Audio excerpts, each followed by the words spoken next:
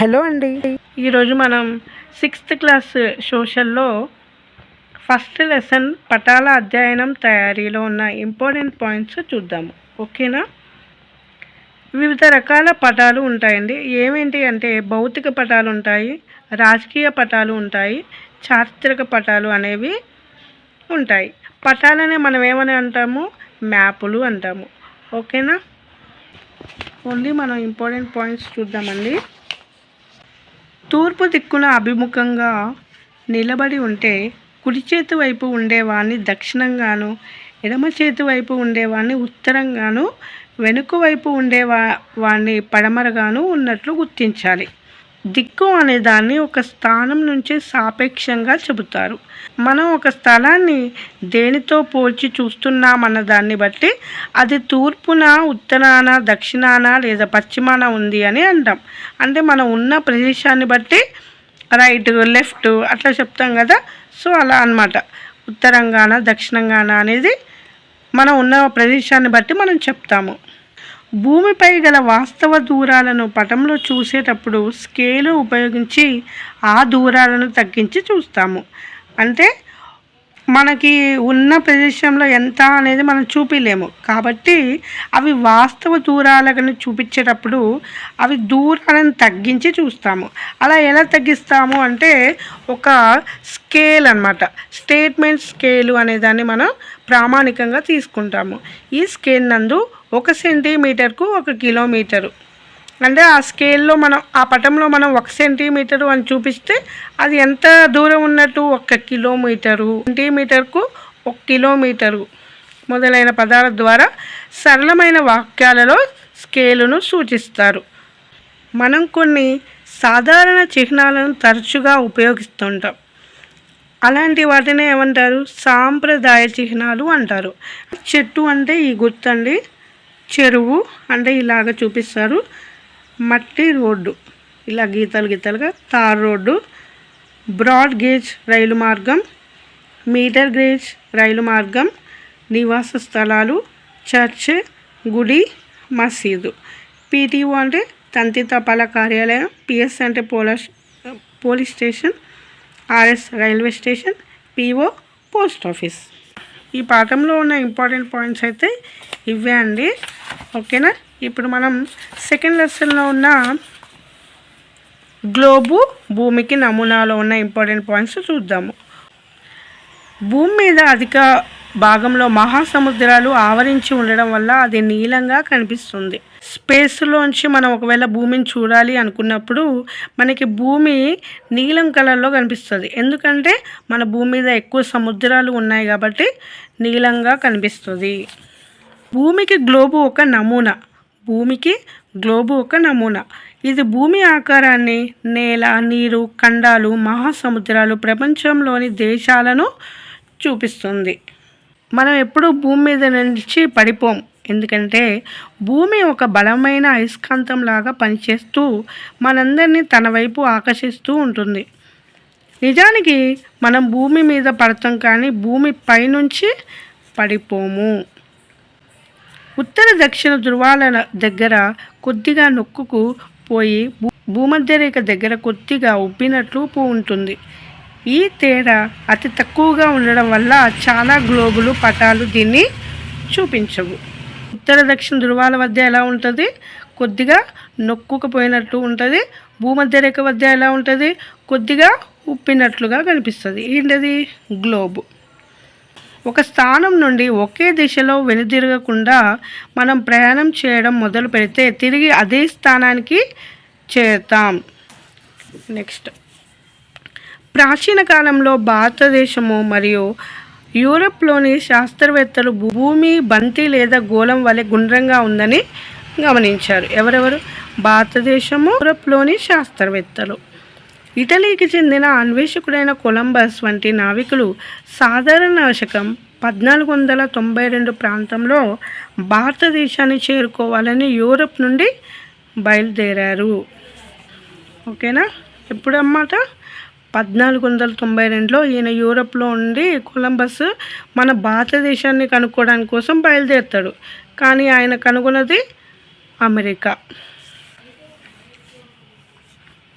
ప్రపంచంలో ఒక మహాసముద్రం గడ్డకట్టుకొని ఉంది, అది ఏంటంటే ఆర్కిటిక్. ఉత్తర ధ్రువంలో గడ్డకట్టిన మహాసముద్రము ఆర్కిటిక్ మహాసముద్రము. ఉత్తర ధ్రువంలో గడ్డకట్టిన మహాసముద్రం ఏంటి? ఆర్కిటిక్ మహాసముద్రం ఉంటే మరొకటి విపరీతంగా కురిసిన మంచుతో నిండి ఉంటుంది. దీన్ని అంటార్కిటికా మంచు కవచం, the Arctic shield of ice అని అంటారు. ఉత్తరంగా అంటే పైన వైపు ఆర్కిటిక్ మహాసముద్రం ఎలా ఉంటుంది? సంవత్సరం పొడుగుత గడ్డ కట్టి ఉంటుంది. కింద అంటార్కిటిక్ దక్షిణంగా ఎలా ఉంటుంది? మంచు కవచంతో కప్పబడి ఉంటుంది. ఉత్తరాభిముఖంగా ఉండే కుడివైపు తూర్పున, ఎడమవైపు పడమరని తెలుసుకున్నారు. భూమి ప్రతిరోజు పడమటి నుండి తూర్పునకు భ్రమణం చేస్తుంది. భూమి పడమటి నుండి తూర్పుకు భ్రమణం చేస్తుంది. ఓకేనా? పై చుక్క నుంచి కింద చుక్కకు భూమి మధ్యలో గుండా ఒక రేఖను గీసినట్లు ఊహిస్తే దానినే అక్షం అంటారు. ఇలాగా పైన ఉత్తర ధ్రువం, కింద దక్షిణ ధ్రువం ఉంటుంది కదా. సో ఇలాగ గీసిన రేఖలను ఏమంటారు? అక్షం అని అంటారు. అయితే ఇలా నిలువుగా గీసిన రేఖలను ఏమంటారు? రేఖాంశాలు. అడ్డుగా గీసిన ఊహారేఖలను అక్షాంశాలు అంటారు. ఇవి ఒక ఊహారేఖలు మాత్రమే. సో ఇవి ఒకదానికొకటి ఖండించుకొని ఉండడం వల్ల ఇవి వల ఆకారంలో మనకి కనిపిస్తాయి. నెక్స్ట్ ఇక్కడ మనకి వస్తుంది చూడండి. గ్లోబ్ మీద ఒకదానికొకటి ఖండించుకున్న అనేక రేఖలు చూశారు. కొన్ని ఉత్తర ధ్రువం నుంచి దక్షిణ ధ్రువానికి, మరికొన్ని పడమర నుంచి తూర్పున ఉన్నాయి. గ్లోబు మరియు పటంలో ఒక ప్రాంతాన్ని గుర్తించడానికి మానచిత్రాలు అంటే ఏమంటారు? మ్యాపు. అయితే వాళ్ళు రూపొందించిన రూపకర్తలు గీసిన ఊహారేఖలు ఇవి. గ్లోబుపై అక్షాంశం, రేఖాంశం భావనను తెలియజేసే గీతలతో పాటు ధృవాలపై కూడా ఆర్యభట్ట వంటి భారతీయులు పూర్వీకులకు స్పష్టమైన అవగాహన ఉండి ప్రదేశాల గురించి వివరించడానికి ఈ పదాలను ఉపయోగించారు. ఎవరు ఉపయోగించారు? ఆర్యభట్ట. ఇప్పుడు అక్షాంశాల గురించి చూద్దాము. అవన్నీ ఒకే పొడవుగా ఉంటాయని అనుకుంటున్నారా? ఈ అక్షాంశాలు పొడవైనది, మెయిన్ ఎక్కువ పొడవైనది ఏంటంటే భూమధ్య రేఖ. సో ఇవన్నీ కూడా సమాన పొడవులు కలిగి ఉండవు. ఇది గ్లోబును 2 సమాన భాగాలుగా చేస్తుంది. ఇది భూమధ్య రేఖ. ఈ 2 అర్ధ భాగాలను అర్ధగోళాలు అంటారు. ఏ అర్ధగోళంలో భారతదేశం ఉంది? ఉత్తర అర్ధగోళంలో. ఏ అర్ధగోళంలో భూభాగం కంటే జలభాగం ఎక్కువగా ఉంది? దక్షిణ అర్ధగోళంలో. సో భూమధ్య రేఖ 2 సమాన అర్ధగోళాలుగా విభజిస్తుంది. పైన ఏమో ఉత్తర అర్ధగోళం, కిందేమో దక్షిణ అర్ధగోళం. ఓకేనా? రేఖాంశాలు. ఒక ధ్రువం నుంచి వేరొక ధ్రువాన్ని నిలువుగా కలుపుతూ ఉండే రేఖలను రేఖాంశాలని అంటారు. అక్షాంశాల్లో కాకుండా ఇవన్నీ ఒకే పొడవును కలిగి ఉంటాయి. 2 ముఖ్యమైన రేఖాంశాలు ఉన్నాయి. ఒకటి గ్రీనిచ్ రేఖాంశం, దీన్నే 0 degrees రేఖాంశం అని కూడా అంటారు. మరొకటి అంతర్జాతీయ దినరేఖ, దీనినే 180 డిగ్రీల తూర్పు పశ్చిమ రేఖాంశం అని కూడా అంటారు. అక్షాంశాలు, రేఖాంశాలు కలిసి గ్లోబును ఒక వలలాగా కప్పి ఉంచి ఒక ప్రాంతాన్ని గుర్తించడానికి ఉపయోగపడతాయి.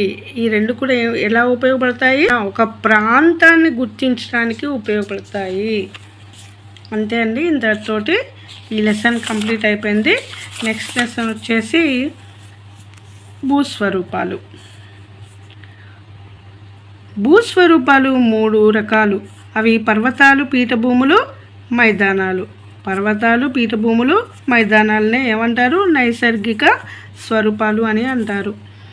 పర్వతాలు అత్యధిక ఎత్తులను, వాలును కలిగి వాటిపైన అతి తక్కువ ఉపరితలాన్ని కలిగి ఉండడాన్ని గమనించవచ్చు. ఓకేనా? పర్వతాలు ఎత్తుగా ఉంటాయి, పైన సమతల ఉపరితలం తక్కువ కలిగి ఉంటుంది. నెక్స్ట్ ఇక్కడ ఏ జిల్లాల్లో ఏ కొండలు ఉన్నాయని మనకి ఇచ్చారు. ఇవి గుర్తుపెట్టుకోవడానికి ట్రై చేయండి. ఆదిలాబాద్, నిర్మల్ జిల్లాల్లో సాత్మల కొండలు ఉన్నాయి. ఈ రెండు జిల్లాల్లో ఏమున్నాయి? సాత్మల కొండలు. మహబూబ్ నగర్, నగర్ కర్నూల్లో బాలాఘాట్ శ్రేణులు ఉన్నాయి. వికారాబాద్ జిల్లాలో అనంతగిరి కొండలు, పెద్దపల్లి జయశంకర్ జిల్లాలో కందికల్ కొండలు, జగిత్యాల జిల్లాలో రాఖీ కొండలు. రాఖీ కొండలు ఎక్కడున్నాయి? జగిత్యాల జిల్లాలో. కందికల్ కొండలు పెద్దపల్లి జయశంకర్లో, అనంతగిరి కొండలు వికారాబాద్, బాలాఘాట్ కొండలు నాగర్ కర్నూల్, మహబూబ్ నగర్, సాత్మల ఆదిలాబాద్, నిర్మల్. పీఠభూములు అనేవి ఎత్తైన ప్రదేశాలు. ఇవి విశాలమైన ఉపరితలాన్ని కలిగి ఉంటాయి. వాటి నడుమ అక్కడక్కడ కొండలు ఉంటాయి. పీఠభూములు పర్వతాల వలె కాకుండా స్వల్ప అసమానత ఎత్తులను, పల్లాలను కలిగి ఉంటాయి. భారతదేశంలో అతిపెద్ద పీఠభూమి దక్కన్ పీఠభూమి. పర్వతాల పైన ఉపరితలం తక్కువగా ఉంటుంది, కానీ పీఠభూములు ఎత్తైన ప్రదేశాలు, విశాలమైన ఉపరితలం కలిగి ఉంటాయి. అక్కడక్కడ ఏముంటాయి? కొండలు ఉంటాయి. ఓకేనా? తక్కువ అసమానత ఎత్తు పల్లాలు ఉంటాయి. పెద్ద పీఠభూమి వచ్చేసి దక్కన్. భారతదేశంలో దక్కన్ పీఠభూమి పశ్చిమ వైపు ఎత్తైన వాలుతో కూడిన ప్రాంతాన్ని పశ్చిమ కనుమలు అని పిలుస్తారు. ఓకేనా? దక్కన్ పీఠభూమి పశ్చిమ కనుమల్లో ఉంది. అది తూర్పుకు వాలి ఉంటుంది, గుర్తుపెట్టుకోండి. తెలంగాణలో అధిక ప్రాంతం దక్కన్ పీఠభూమి ఉండడం వల్ల ఈ ప్రాంతాన్ని తెలంగాణ పీఠభూమి అంటారు. ఇది తూర్పునకు వాలి ఉంది. సింధు మరియు దాని ఉపనదులు పంజాబ్ మైదానాన్ని ఏర్పరిచాయి. గంగా నది ఉత్తరప్రదేశ్, బీహార్ మరియు బెంగాల్ రాష్ట్రాల గుండా ప్రవహిస్తూ గంగా మైదానాన్ని ఏర్పరిచింది. ఈ రెండు విశాల మైదానాలను కలిపి గంగా సింధు మైదానం అని పిలుస్తారు. సింధు దాని ఉపనదులేమో పంజాబ్ మైదానాన్ని ఏర్పరిచాయి. గంగా నది ఉత్తరప్రదేశ్, బీహార్, బెంగాల్ రాష్ట్రాల గుండా ప్రవహిస్తూ గంగా మైదానాన్ని ఏర్పరిచాయి. ఈ రెండు కూడా గంగా సింధు మైదానం అని పిలుస్తారు, ఈ రెండు మైదానాలను. నెక్స్ట్, పర్వతాలు, పీఠభూములు, మైదానాలు మొదలైనవి నైసర్గిక స్వరూపాలు. మన రాష్ట్రంలో పశ్చిమాన ఎగువ తెలంగాణ పీఠభూమి ఉంది. ఇది కూడా తూర్పు వైపుకు వాలి ఉంది. ఇది తెలంగాణ పీఠభూమి. ఓకే, తెలంగాణ పీఠభూమి అంటే ఏంటి? దక్కన్ పీఠభూమి. హైదరాబాద్, సికింద్రాబాద్ నగరాలు, సంగారెడ్డి, మహబూబ్ నగర్, నల్గొండ పట్టణాలు ఎగువ తెలంగాణ పీఠభూమిలో ఉండగా వరంగల్, కరీంనగర్ పట్టణాలు దిగువ తెలంగాణ పీఠభూమిలోకి వస్తాయి. మనకి ఇక్కడ ఈ మ్యాప్ చూస్తే అర్థమైద్దండి. మన తెలంగాణ మ్యాప్లో అన్ని జిల్లాలలో ఏవి దిగువ తెలంగాణ, ఏవి ఎగువ తెలంగాణ. ఇటు సైడ్ ఉన్నాయన్నీ ఎగువ తెలంగాణ, ఇటు సైడ్ ఉన్నాయన్నీ దిగువ తెలంగాణ. సో మనకి గుర్తుండాలి, మనకి అడుగుతారనమాట. నల్గొండ, వరంగల్ ఏ తెలంగాణలో ఎగువ తెలంగాణలో, దిగువ తెలంగాణలో అడుగుతారు. అప్పుడు అవి ఎటు? దిగువ తెలంగాణ. వికారాబాద్, మహబూబ్ నగర్ ఇవన్నీ కూడా ఎగువ తెలంగాణ. సో ఏవేవి ఎక్కడ అనేది మనకి మ్యాప్లో గుర్తుండాలి. గోదావరి నది నిర్మల్ జిల్లా బాసర వద్ద మన రాష్ట్రంలో ప్రవేశిస్తుంది. ఇక్కడ మనకి గోదావరి నది నిర్మల్ జిల్లా బాసర వద్ద మన రాష్ట్రంలో ప్రవేశిస్తుంది అని ఇచ్చారు. అదే తెలుగులో ఎక్కడ ఇచ్చేయమని ఇచ్చారు? నిజామాబాద్ జిల్లా అని ఇచ్చారు కదా. అయితే రెండు ఆప్షన్స్ అయితే ఇవ్వరు, ఏదన్నా ఒక్కటే ఇస్తారు. ఓకేనా? గోదావరి, కృష్ణా నదులు తెలంగాణ పీఠభూమిలో అనేక చిన్న నదులను తమతో కలుపుకొని పెద్ద డెల్టా ప్రాంతాన్ని ఏర్పరిచి చివరకు బంగాళాఖాతంలో కలుస్తాయి. గోదావరి, కృష్ణా నదులు ఏం చేస్తున్నాయి? తెలంగాణ పీఠభూమిలోని అనేక చిన్న నదులను తమతో కలుపుకొని పెద్ద డెల్టా ప్రాంతాన్ని ఏర్పరిచి చివరకు బంగాళాఖాతంలో కలుస్తాయి. అయితే ఈ రకంగా ఆ మైదానంలో ఏర్పరిచి రెండు త్రిభుజాకార డెల్టాలను ఏర్పరుస్తాయి. సముద్రంలో కలిసే ముందు నది అనేక చిన్న చిన్న పాయలుగా విడిపోతుంది. ఈ పాయల మధ్య భాగంలో ఇసుక, మెత్తటి మట్టి మేటలుగా ఏర్పడి డెల్టాలుగా ఏర్పడతాయి. సాధారణంగా ఇవి త్రిభుజాకారంలో ఉంటాయి. ఈ నదులు వరద నీటితో కొట్టుకొని వచ్చే ఒండ్రు అంటే ఏంటి? హ్యూమస్ అంటే ఆకులు, చెట్లు మొదలకు కుళ్ళిపోగా ఏర్పడినవి. వరద ప్రాంతాల్లో మేటలుగా ఏర్పడతాయి. అందువల్ల ఇక్కడ భూములు ఎంతో సారవంతమైనవి. ఇక్కడ మీకు ఇలాగనమాట గోదావరి, కృష్ణ ఇవి తెలంగాణలో అనేక ప్రాంతాల్లో చిన్న చిన్న నదులను కలుపుకొని ఇవి ఏం చేస్తాయి, తర్వాత బంగాళాఖాతంలోకి కలిసిపోతాయి. ఓకేనా. సో ఇక్కడ ఈ నదులు సముద్రాల మధ్య కలిసే చోట మనకి డెల్టా ప్రాంతాలు ఏర్పడతాయి. అయితే ఇవి నదులతోటి ఏమేమి తీసుకొని వస్తాయి, ఒండ్రు మట్టి, ఆకులు, ఇవన్నీ కూడా ఇక్కడ సముద్రాలు కలిసే దగ్గర డెల్టాలుగా ఏర్పడతాయి. సో అవి హ్యూమస్ అంటే మంచి సారవంతమైన నేలను కలిగి ఉంటాయి. ఇవి ఏ ఆకారంలో ఉంటాయి, త్రిభుజాకారంలో ఉంటాయి. ఇట్లా అన్నమాట. ఓకేనా, డెల్టా ఆకారం అదనమాట. ఇంతతో సెకండ్ లెసన్ అయిపోయింది. ఇప్పుడు థర్డ్ లెసన్. కృష్ణా డెల్టాలోని ఒక గ్రామం పెనమకూరు.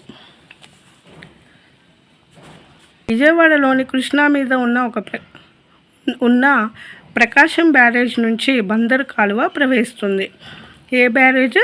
ప్రకాశం బ్యారేజ్ నుంచి బందరు కాలువ ప్రవహిస్తుంది. ఓకేనా. కృష్ణా నది ఎక్కడుంది? విజయవాడలో. ఈ గ్రామానికి వాయువ్య ప్రాంతం నుంచి ఆగ్నేయ ప్రాంతానికి ఈ కాలువ ప్రవహిస్తుంది. కృష్ణానది ఉత్తర ఒడ్డున విజయవాడ నగరం ఉంది. కృష్ణానదికి ఉత్తర ఒడ్డున విజయవాడ నగరం ఉంది. 1853 సంవత్సరంలో బ్రిటిష్ వారు విజయవాడ దగ్గర కృష్ణానదిపై బ్యారేజీని నిర్మించారు. ఈ ఇయర్ గుర్తుపెట్టుకోండి, అడిగే ఛాన్స్ ఉంటుంది. ఓకేనా. 1853. ఇది 12 లక్షల ఎకరాల భూమి సాగు అవుతుంది. ఈ నీటి వల్ల 12 లక్షల ఎకరాల భూమి సాగు అవుతుంది. నదులు నిక్షిప్తం చేసిన నేలలను వండలి నేలలు లేదా ఒండ్రు భూమి అంటారు. ఈ ఒండ్రు భూమి సారవంతంగా ఉండి ఎక్కువ నీటిని పట్టి ఉంచగలుగుతాయి.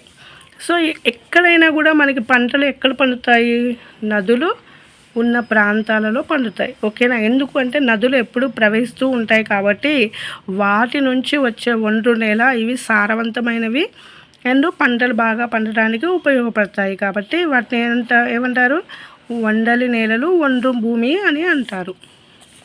అయితే ఇక్కడ ఈ పెనమకూరు 15 అడుగుల లోతు వరకు నల్ల రేగడి మట్టి కనిపిస్తుంది. ఓకేనా. ఈ నల్ల రేగడి మట్టి వ్యవసాయానికి అనువైంది. అయితే ఇది ఏంటంటే తేమను ఎక్కువగా పోగొట్టుకోకుండా ఉంటాయి. ఒకవేళ ఇవి ఆరిపోతే పగుళ్ళు ఏర్పడతాయి. ఈ పగుళ్ళ వల్ల భూమి ఉపరితలంలో ఉన్న మట్టి రాలి పగుళ్ళలో చేరుతుంది.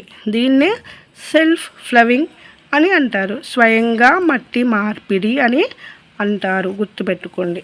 ఓకే. జూన్ నుంచి అక్టోబర్ వరకు నైరుతి ఋతుపవనాల వల్ల ఎక్కువ వర్షపాతం నమోదవుతుంది. ఓకేనా. మనకి ఎట్లయినా జూన్ నుంచి స్టార్ట్ అవుతాయి. అది నెక్స్ట్ 15 నుండి 25 అడుగుల లోతు వరకు తవ్వగానే నీరు వస్తుంది. ఎందుకు? నది పక్కన ఉంది కాబట్టి. ఓకేనా. పెనమకూరు గ్రామం. ఇక్కడ ఇంపార్టెంట్ ఏంటంటే పెనమకూరు గ్రామం లోతట్టు ప్రాంతంలో లేకపోవడం వల్ల అంతగా వరదల ప్రభావం ఉండదు. ఓకేనా. 1997, 2006, 2009 ఇయర్స్ గుర్తుపెట్టుకోండి.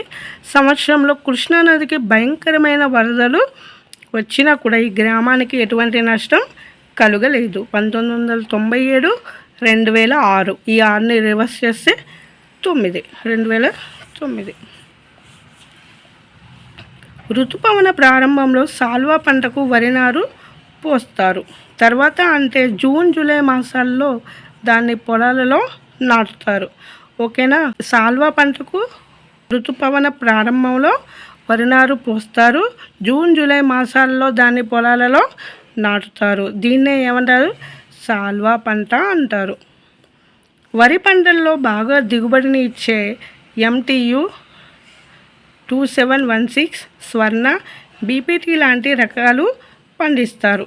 ఈ పంట అక్టోబర్, నవంబర్ నెలలో కోతకు వస్తుంది. ఇవి గుర్తుపెట్టుకోండి. డిసెంబర్ నెల నుండి శీతాకాలం పంటను దాల్వా అని అంటారు. డిసెంబర్ నెల నుండి శీతాకాల పంటను దాల్వా అంటారు. ఇది వరి లేదా పప్పు ధాన్యాలైనా కావచ్చు. ఓకేనా. డిసెంబర్లో వేసే శీతాకాల పంటను ఏమంటారు? దాల్వా. వరి పంటకు బదులుగా ఇక్కడ ఏం చేస్తారంటే చెరుకు కూడా పండిస్తారు. ఫిబ్రవరి లేదా మార్చి నెలలో సాగు చేస్తే ఏది? చెరకు. 9 నెలల నుండి సంవత్సరం కాల పరిమితికి పంట చేతికి వస్తుంది. ఓకేనా. డిసెంబర్లో వేసే పంటను ఏమంటారు? దాల్వా. ఇక్కడ మెట్ట భూములలో పసుపు, కంద, అరటి అనే పంటలు పండిస్తారు. మెట్ట భూమి లేదా గరువు అని అంటారు. అంటే ఏంటి? గరువు అంటే ఇసుక కలిపిన భూమి. కూరగాయల సాగుకి ఎంతో అనువైనది. ఇసుక కలిసిన భూమి కూరగాయలకు సాగుకి ఎంతో అనువైనది. భూముల్లో సారం పెంచడానికి జీలుగు, పిల్లి పెసర లాంటివి వేస్తారు. ఈ చిక్కుడు జాతికి చెందిన పంటల వల్ల భూమిలో నత్రజని శాతం పెరుగుతుంది. ఇవి వేసిన 30-40 రోజుల తర్వాత ఈ మొక్కలను భూమిలో కలిపి దున్నుతారు. ఓకేనా. ఎందుకంటే మన పొలాలకి నత్రజని శాతం చాలా అవసరం. ఈ నత్రజని లేకపోతే పంట సరిగ్గా పండదు. సో ఈ నత్రజని అధికంగా ఉండే జీలుగా పిల్లి పెసర వేసి 30-40 రోజుల తర్వాత వాటిని కూడా భూమిలో కలిపి దున్నుతారు. నది సమీప భూముల్లో పండ్ల తోటల పెంపకానికి అనువుగా ఉంటాయి. ఇక్కడ కోళ్ళ పెంపకం, పెనుమకూరు గ్రామంలో కోళ్ళ పెంపకం. నీటినేమో నిపుల్స్ ద్వారా, ఆహారాన్ని కన్వేయర్ బెల్ట్ ద్వారా అందిస్తారు. ఈ ఫారంలో 80,000 కోళ్ళు ఉన్నాయి. ఇవి రోజుకి 50,000 గుడ్లు పెడతాయి. ఈ గుడ్లను విజయవాడ, అసోం, బీహార్ రాష్ట్రాలకు ఎగుమతి చేస్తారు ఏజెంట్ల ద్వారా. నెక్స్ట్ మనకి 4th లెసన్ డోకూర్ పీఠభూమిలో ఒక గ్రామం. సముద్ర తీర మైదాన ప్రాంతాలలో పోలిస్తే దక్కన్ పీఠభూమి ఎత్తులో ఉంది. ఈ పీఠభూమిలో పశ్చిమ వైపు నుంచి తూర్పు వైపుకు వాలి ఉంది. ఈ ప్రాంతాన్ని అర్థం చేసుకోవడానికి మహారాష్ట్ర, తెలంగాణ, ఆంధ్రప్రదేశ్ రాష్ట్రాలు ప్రవహించే గోదావరి నది ఎందుకు గమనించమంటున్నారంటే, గోదావరి నది పశ్చిమ కనుమలలో మనకి స్టార్ట్ అవుతుంది అనమాట. అక్కడి నుంచి ఎటువైపు వస్తుంది? తూర్పు వైపుకు ప్రవహిస్తుంది. సో ఇక్కడ ఇది కూడా దక్కన్ పీఠభూమి ఎక్కడుంది? పశ్చిమ కనుమల్లోనే ఉంది అన్నమాట. సాగు భూమి చిన్న చిన్న విస్తీర్ణాలలో మాత్రమే సాధ్యమవుతుంది. ఈ ప్రాంతం రాళ్ళమయంగా ఉండి మట్టి పొర చాలా పలుచగా ఉంటాయి. పీఠభూమిలో మరొక ముఖ్యమైన అంశం వర్షపాతం తక్కువగా ఉంటుంది. పీఠభూమిలోని మహబూబ్నగర్ జిల్లాలో డోకూర్ గ్రామం గురించి చెప్తున్నారు. ఇది డోకూర్ గ్రామం ఏ జిల్లాలో ఉంది? మహబూబ్నగర్ జిల్లాలో ఉంది. అయితే డోకూర్ గ్రామం ఎక్కడుందంటే దేవరకద్ర మండలంలో ఉంది. జిల్లా ఏమో మహబూబ్నగర్, మండలమేమో దేవరకద్ర. ఇది మహబూబ్నగర్ పట్టణానికి సుమారు 25 కిలోమీటర్ల దూరంలో ఉంది. ఈ గ్రామం పాత పేరు డాకూర్. బందిపోటు అనే అర్థం. డాకు అన్న పదాన్ని నుంచి ఈ పేరు వచ్చింది. డాకు అంటే ఏంటి? బందిపోటు. ఎందుకు వచ్చింది ఆ పేరు అంటే, ఇక్కడ దట్టమైన అడవులు ఉండేవన్నమాట. అయితే ఇక్కడ దొంగలేంటి దాక్కోవడానికి చాలా తేలిగ్గా ఉండడం వల్ల బందిపోటు ముఠాలు ఇక్కడ నివసించేవాళ్ళు. సో ఈ ఊరిని డోకూర్ అని అంటారు. డోకూర్ అంటే ఏంటి? బందిపోటు. డాకు పదం నుండి వచ్చింది. ఇక్కడ ఉష్ణోగ్రతలు 40 డిగ్రీల సెల్సియస్ వరకు ఉంటాయి. అయితే నవంబర్, జనవరిలో వరకు చలికాలంలో పగటి ఉష్ణోగ్రతలు కూడా 20 నుండి 30 సెల్సియస్ మధ్య ఉంటాయి. వ్యవసాయ భూములు, ఎర్ర నేలలు. ఇక్కడ వ్యవసాయ భూములు ఏంటి? ఎర్ర నేలలు. ఈ నేలల్లో పైపొర లోతైనవి కావు, సారవంతమైనవి కావు. పంటల ఎదుగుదలకు అవసరమైన పోషకాలు నేలలో ఉండవు. ఎక్కడ? ఎర్ర నేలలో ఉండవు. ఇసుక శాతం ఎక్కువ. దాంతో పంటలు వేళ్ళు బలంగా విస్తారంగా పెరగవు. ఇక్కడ వ్యవసాయ భూములు, ఎర్ర నేలలు. ఈ నేలలు పైపొర లోతైనవి కావు, సారవంతమైనవి కూడా కావు. ఓకే. ఇక్కడ ఇసుక శాతం ఎక్కువ. దాంతో పంటలు వేళ్ళు బలంగా విస్తారంగా పెరగవు. నల్ల నేలలు ఉన్న ప్రాంతం 60 సెంటీమీటర్లు ఉంటుంది. నల్ల నేలలు పంటలకు అనువైనవి. ఈ నల్ల నేలలు సారవంతమైనవి, తేమను ఎక్కువ కాలం నిల్వ ఉంచుకోగలవు. నల్ల నేలలు చాలా ఉత్పాదక కలిగి ఉంటాయి. ఎర్ర నేలలు నీటిని పీల్చుకోవు, అలాగే పోషకాలు అంతగా ఏమీ ఉండవు. డోకూరు గ్రామానికి 5 కిలోమీటర్ల దూరంలో దేవరకద్దర్ చెరువు నిండిపోతే, ఈ దేవరకద్దర్ చెరువు నిండితే ఏమవుతుంది, నెక్స్ట్ కోయికుంట, ఇక్కడ నుండి వాణివంపు, అక్కడ నుండి బడివంపు, ఇలా ఒకదాని తర్వాత ఒక చెరువు నిండాక వీటిని గొలుసుగట్టు చెరువులు అని అంటారు. డోకూరు గ్రామం రైతులు పత్తి, వేరుశనగ, ఆముదం, వరి, సజ్జ, అలసంద, కంది వంటి పంటలు పండిస్తారు. నల్లరేగడిలోనేమో పత్తి, ఎర్ర నేలల్లో వేరుశనగ, ఆముదం, ఓకేనా. చవుడు నేలల్లో ఏంటి, సజ్జలు, చవుడు, సజ్జలు, ఎర్ర నేలలు వేరుశనగ, ఆముదం, నల్లరేగడు, పత్తి. పెద్ద చెరువు సంపెంగ వాగులోని నీటితో వరి సాగు చేస్తారు. అక్టోబర్, జనవరి నెలల మధ్య రబీ పంట. రబీ పంట ఎప్పుడు, అక్టోబరు, జనవరి, అంటే ఏంటి, చలికాలం. డోకూరు కొంతమంది రైతులు మామిడి, చిని తోటలు, చిని అంటే ఏంటి, బత్తాయినే ఏమంటారు, మోసంబి అని అంటారు. ఈ పంటలకు వరి కంటే తక్కువ నీళ్లు అవసరమవుతాయి. సమతల అంటే కాంటూర్ కట్టలు వేయడం, సేంద్రియ ఎరువులు వాడటం ద్వారా భూసారాన్ని పెంచడం ముఖ్యమని వీళ్ళు భావిస్తారు. సమతల కట్టలు, సేంద్రియ ఎరువులు వాడటం ద్వారా భూసారాన్ని పెంచడం ముఖ్యమని ఈ డోకూరు ప్రజలు భావిస్తారు.